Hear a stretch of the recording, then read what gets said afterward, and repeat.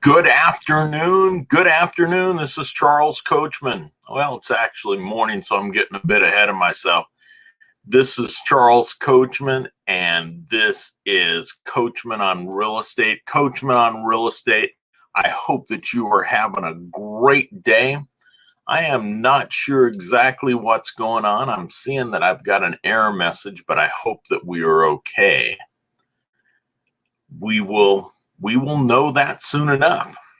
Hey, I like to get my show started real quickly by giving shout outs. And we've got four this morning.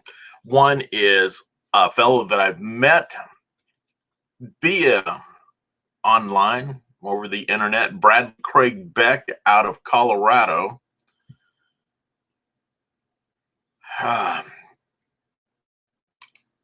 Again, I am not sure if we are on here, and I'm going to check this real quickly. Check this out and see if we can make sure that we are here, because I am getting an error message and I just want to make sure that we are okay.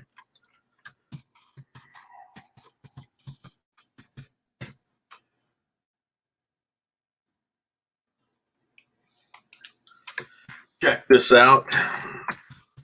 See if we're online, and I will get going once again. Hate to be doing this and find out that we are not online.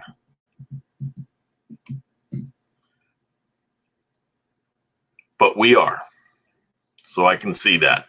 Check this out. See if we're online, and I will get going once again. So yeah, I am checking out. Hate to be doing this. I was just checking out on Facebook, and I'm seeing that it is capturing there. We are not right on time, but we are there. So I want to say happy birthday to Bradley Craig Beck out of Colorado. He is in some type of coloring business, and I am not exactly sure if it's what type of printing business it is. But Bradley, thank you. And it's been so very nice to get to meet you and get to know you through the 959 Club, the Gittimer Nation. So Bradley, have an awesome day. Happy birthday to you. Joseph Lamb is a realtor here in the Silicon Valley, and Joseph, wishing you a very happy birthday. Tom Myers is in the landscaping business, and it's sportscaping, should be what it's called, sportscaping, and it's setting up your yards to be able to line up, whether it's basketball courts or any type of sporting using your yard. And then Roy Scalato is another realtor here in the Bay Area. So Roy, happy birthday to you. Happy birthday to each one of you. And if it's your birthday out there, happy birthday to you. Happy birthday. Notice that I didn't put something out there, and I want to make sure that I get that done. But happy birthday, everybody. Enjoy your day.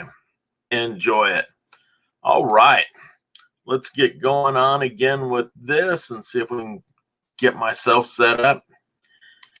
And you can reach me by calling in at 408-439-0766 or texting me at that number, or emailing me at Coachman, ONRE @gmail.com.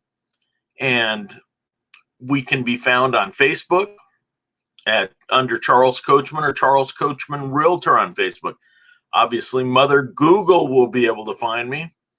And then we have several different websites. And if you'd like to go to a website and find us, please do that. You can go to charlescoachman.com, and I believe that you'll get to me, or My Silicon Valley Homes, and we'll be able to link up that way. All right. So there's a topic that I think that we need to cover, and it is about selling a home in this market or buying a home in this market. And buying a home in any market, selling a home in any market. One of the things that we like to tell people is to make sure that you are pricing your home in the market. Pricing your home in the market. And I am going to share the screen out real quick. I'm going to bring something up, and take a quick look at it really fast. Let's try and get this done. Oh, if there's any audio, we'll take a look, but let's see. I'm going to come over here. We're going to take a look at a pre-listing packet. Okay. The price of your home should be based on the price of sold properties in your area rather than the list properties on the market now. This is how we establish your home's fair market value. If it's overpriced, its fair market value, it will not attract as many buyers because they'll think it's out of their price range. Take longer to sell, make competing properties look good, become shop worn. That means it's going to stay on the market a little bit longer than it should, and people are going to look at it as a real old listing. Even in our market today, where homes are taking 30 to 60 days to sell, even when it gets over that 30 days, people are going, what's the matter with the place? Be overpriced in everyone's mind, agents and buyers, and they tend to forget about your home. It causes you to lose valuable time and miss out on buying. Let me see if I can open this up a little bit, and we'll get this a little bit bigger so everyone can see it. Just want to make sure that we can see that a little bit. And I'm going to pop this out so this is not in the way. But I'm going to get right back there. Be overpriced in everyone's minds, agents and buyers, and they tend to forget. Cause you to lose valuable time and miss out on buying your dream home.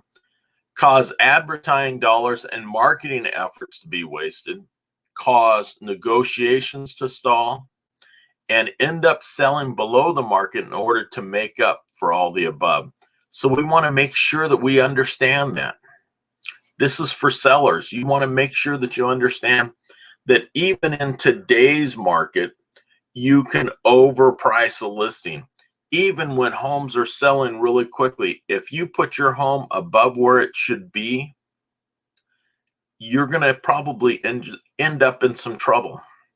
And I don't care if you're selling a $600,000 home or if you're selling a $6 million home. If you have overpriced your home and put yourself out of the market, it's going to take some time to sell. And I just wanted to show you a graph that we've received from the National Association of Realtors. And it's telling us if you price a home at 60, if you price your home at fair market value, your home is determined by the market. That is what today's buyers are willing to pay. Buyers are not comparing your home to other homes now on the market. They don't care about. And here's what they don't care about. What your neighbor says, what another agent says, what you spent on upgrades, what it costs to build today, what you spent on repairs. Those are things that they don't care about. But here's what you're going to do. If you overprice your home by even 10%, you're only going to get about 30% of the buyers. If you price it at fair market value, you'll get about 60% of your buyers that will take a look at it. If you price below fair market value, you'll get about 75% of the buyers to come in and take a look. That's important. You want to get as many people into that pool as possible. Let's take a look at one more. Let's read the rest of these, and I want to read this sentence again. The fair market value, or paragraph, this fair market value of your home is determined by the market. That is what today's buyers are willing to pay. What today's buyers are willing to pay. Buyers are comparing your home to other homes now on the market they don't care about. And I'm going to read these again. What your neighbor says. I've got my cat back here clawing at my chair. What your neighbor says. What another agent says. What you spent on upgrades. What it costs to build today. What you spent on repairs. What you spent on remodeling. what you spent on new carpet, what you paid, what you need, what you want. Those are things that a buyer just doesn't care.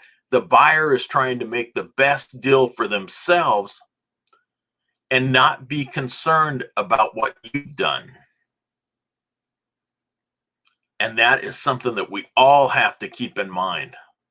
Whenever we're putting a listing up, people do not care about what your needs are. They are concerned about what their needs are. Everybody is in it, and they listen to their favorite radio station, WIIFM. What's in it for me? WIIFM. What's in it for me? That's what people are concerned about. And we have to know that. We have to realize that. And the longer that your home is on the market, we want people to know. Peak interest is in that first 3 weeks. The first 3 weeks, and then it's all downhill after that. It kind of levels off and it stays that way. So you want to create excitement right off the bat, and that is getting people interested in your home from the very moment it goes on. Okay, I'm going to pull out of this and get right back into here. I'm going to stop sharing that. Now, yesterday I went and took a look at the market, and there was only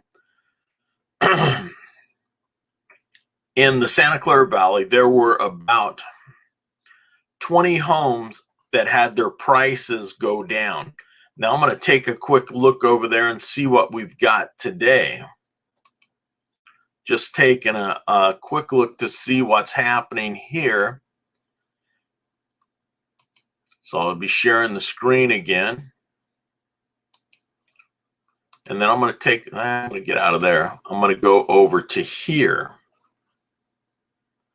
Make sure that we're up, and let's see what we are seeing. So let's go into, excuse me, go into Matrix. And I want to make sure that you can see that.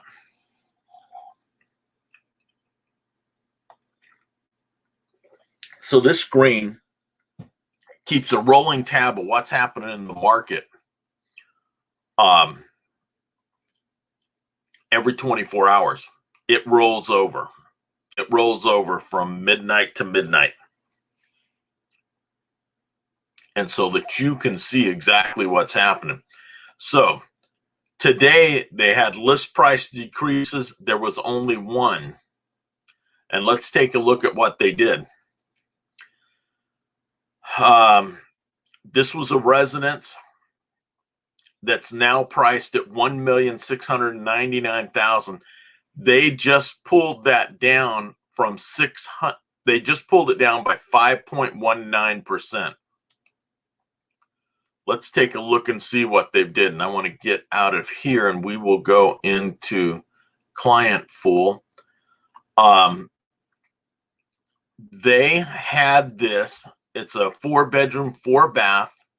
They had it listed at $1.788 million, $1,788,000. They lowered it down by $90,000. And what that said, and here's the changes here. 129, they went on the market. They lowered it down to 1699. So that was over 5%. Over 5% is what they did. Let's make sure that you can see that.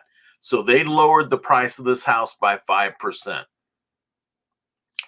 Why it was lowered? Let's take a look and see how long it was on the market for. So it's been on the market since January 29th. So it's been on the market 47 days. 47 days in a market where we are selling within 30 days, especially in this price point, especially in an area like Willow Glen. So at $1,699,000, they're probably putting themselves right in the market again. But hopefully they are not chasing the market down to a point. But this is one of the things that we have to look for and understand exactly what we're doing when we are changing this. Now I'm going to go ahead and take a look at this. I want to make sure that you can see the pictures that I'm seeing. So I'm going to pop back over there and we'll just go ahead and scroll through these. Nice big master bedroom. Huge, beautiful closet.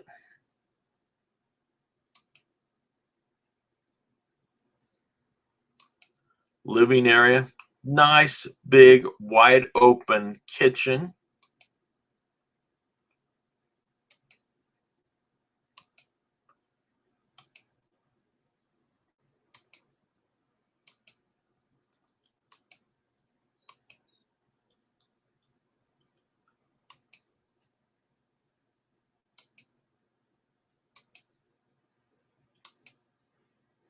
So it looks like a lovely house.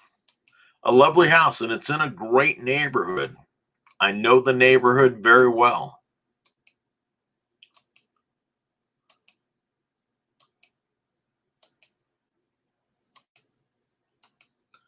And that's what you were looking at when you moved towards Willow Glen.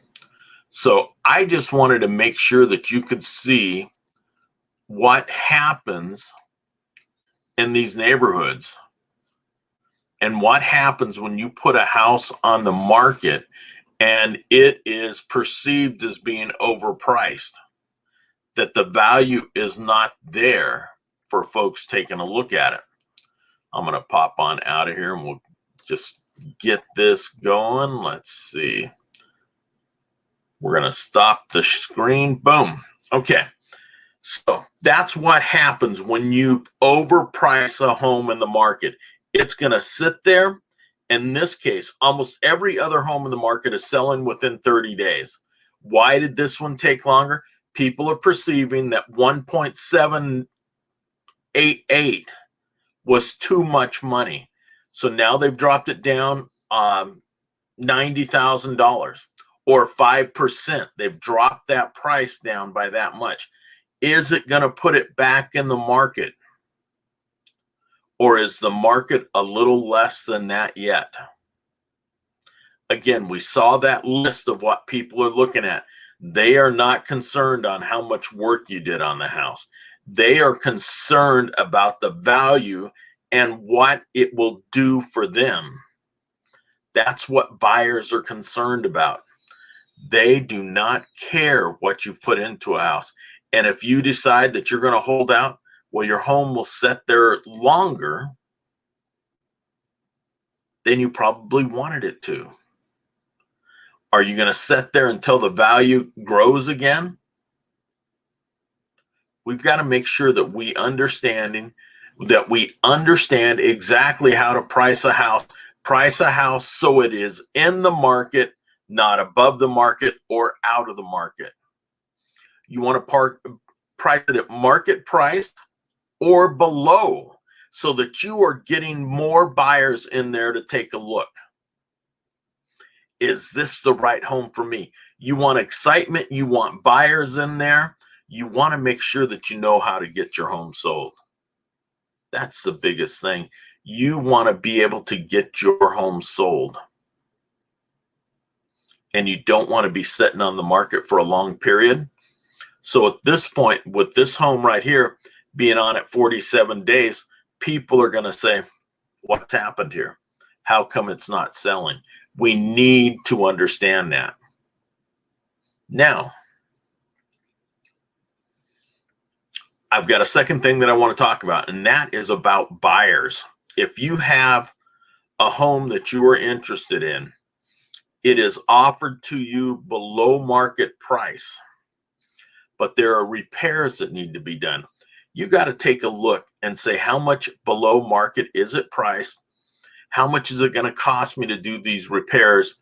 Is it worth my expense of doing it? And what can I do to bring up that value to today's market? Will I be buying and will it get me equity? You make your money on a house when you buy, not when you sell. If you buy the home at a good price and you've got equity built in, you've already made money on your home. And we have to understand that. There's an old saying that's been around forever, as long as I can remember: buy the worst house in the best neighborhood. Buy the worst house in the best neighborhood, then you're going to be building in equity. That's what people have to do. Now, if you want to buy a home that's already completed and everything's done, and you can afford whatever extra money it is to buy that, then do it. But I am one of those people that believe in sweat equity, especially if you're a young person. Build that sweat equity. Go in there, paint your house together, do what work that you can on your own, and then hire out the proper professionals to get it done as you can afford to do it.